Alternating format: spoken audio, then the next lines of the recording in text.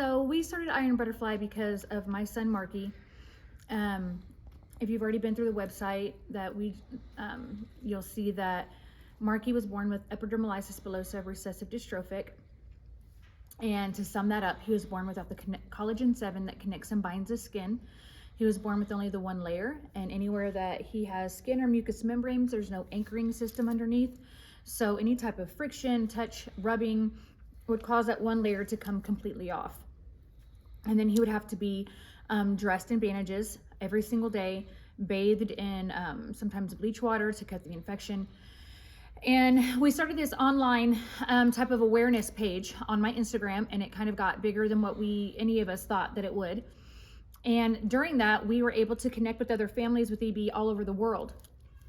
And we became connected to a family that was in the Middle East, and they lived in a very remote village. And so they were up on internet every single day, but when they were, we always checked in. And the mother was telling me that they're unable to get simple things like a feeding tube for him to have food. And with EB, when you swallow even your own saliva, it takes that layer of your trachea off. Like your saliva will just like cause strictures and cause it to close up. And Marky had over a dozen esophageal dilatations to pop it back open. Over there, those things are just not possible. And so we tried to send them supplemental food, like oral food that Marky would take that has calories and nutrition and things of such in it. And the country wouldn't let it through.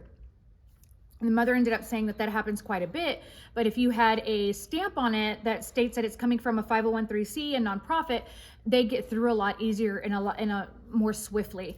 So me and Marky were already talking about doing that, and then sadly the little boy passed away from starvation because they couldn't get anything. He couldn't swallow anything, and he couldn't eat anything, and they couldn't give him any food. And so Marky, it really affected him deeply. And so I promised him that I would have it up and running, and I can actually say proudly that he knew it was up and running before he passed. And so our ultimate goal was there's a tagline for EB that says the worst disease you've never heard of. And our goal is to make the worst disease you've never heard of the worst disease ever cured.